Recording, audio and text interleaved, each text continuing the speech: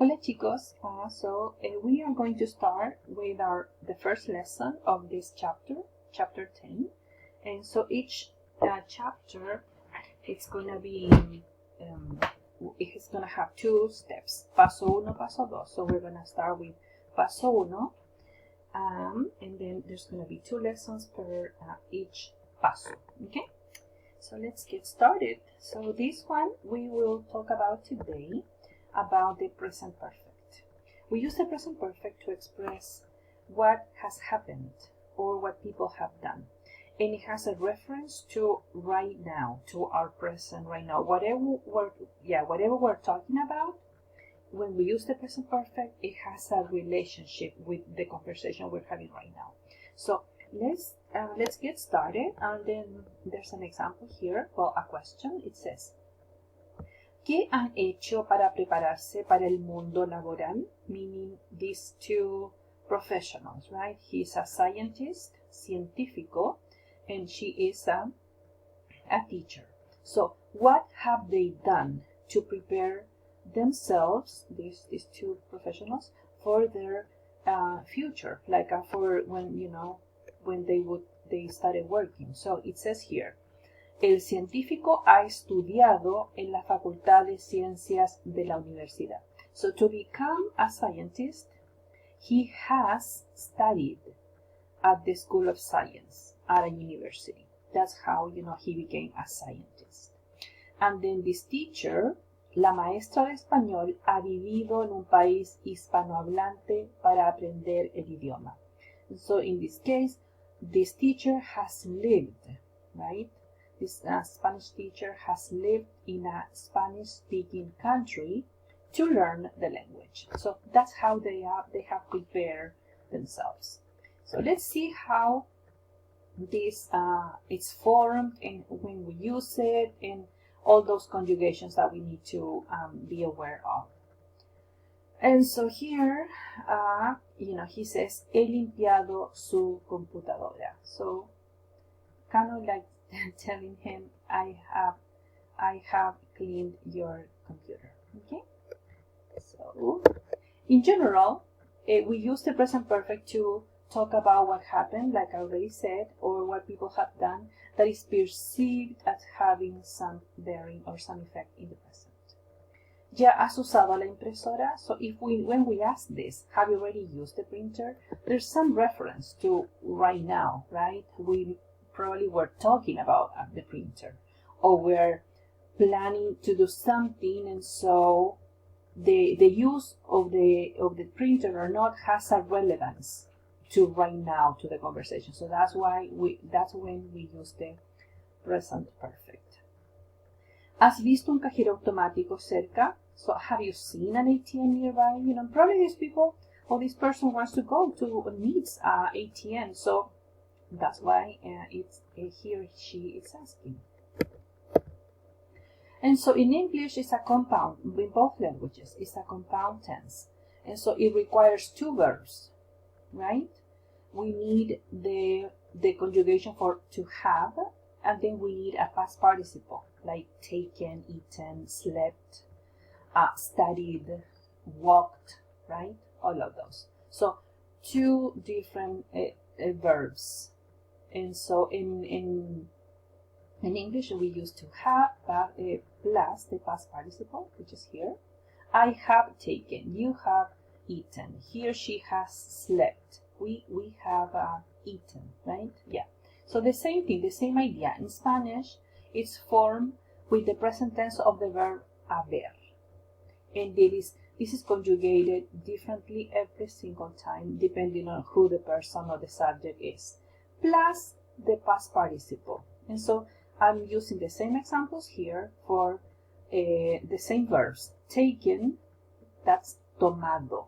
Eaten, comido. Slept, dormido. And so if I want to say I have taken, it would be yo he tomado. And if I want to say you have taken, tú has tomado. Okay? And so that's how this verb works. So it's yo he, tú has, él, ella, usted ha, nosotros hemos, vosotros habéis, ellos, ellas, ustedes, han. Okay, and this is silent, so it's has, a, hemos, habéis, han. The H is silent, as you know already. Okay, so for regular verbs, this is how they are formed. And so, for example, cerrar, to close. We start with infinitive, ser, right? That's the stem of my verb. We remove the ending R, and then we add ado. So, closed. Cerrado, closed.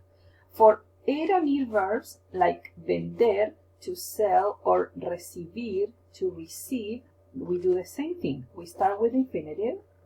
In this case, vend and receive, right? And then we remove the ending, the verb ending, like er or ir, and then we add ido. So we're saying vendido, recibido, for sold, received. Okay, so this is how there are two forms, two ways to form these verbs, these past participles. Because we need to know this in order also to make this verb work. We need to know the conjugations for I have, you have, right? And plus these past participles. And so, so these are some examples. Tomar, tomado. Comer, comido. Vivir, vivido. When an accent mark is used when a past participle has a combination. So when we have a combination of two vowels together, we're going to use an accent. Creído, leído, oído, traído. Okay? We need an accent, otherwise it would be weird not to have an accent, and then it will mess up the whole word completely. So we need an accent, we need to say it, right? Oído, traído. Okay, so some regular verbs in the past participle. For example, abierto is not abrido, it's abrir, sorry, abrir is not abrido, it's abierto. Cubierto, dicho, descubierto, escrito, hecho, muerto, puesto, roto, visto, vuelto, resuelto. Okay? So these are all the irregular verbs in the past participle. And we need to memorize this. That's the only way to remember use them correctly. And so the auxiliary haber agrees with the subject. Okay, so if the subject, for example, it's a third person singular, in this case a husband, right? It's a he, and so I have to use a because that's the right conjugation for third person singular. But the past participle never changes. It doesn't matter if it's a group of people, or if it's just one person, or if it's a woman. The past participle doesn't agree with the gender of the person, you know, in the sentence. It stays the same. Always ends in O. Okay? So mi esposo me ha regalado un iPhone para Navidad. Marisa se ha preparado para su entrevista. And so, for example, haber and the past participle cannot be separated by another word. And so any negation there or object pronouns are placed in front of the conjugated form. And in this case, has encontrado trabajo. In English, we can actually separate them. You know, we can put the subject here. Have you found? We don't say have found you. We say have you found? And it's okay. That's the way to do it in English. In Spanish, we can't. We can't put anything in between. They have to be together, and like a married couple, completely together. Nothing in between these two. And so, and any negation or something that, you know, or pronouns, they can go in front of the structure. This one. So here we're saying, ¿has encontrado trabajo? You know, have you found a job? No, right? And we say, I have not found it yet. talking about the job. So no lo he encontrado todavía. So my it here, it's gonna be lo. And then my negation, no. ¿Has visitado las Islas Galápagos alguna vez? Have you ever visited the Galapagos Island? See, we cannot put anything in here in between. Okay, let's continue.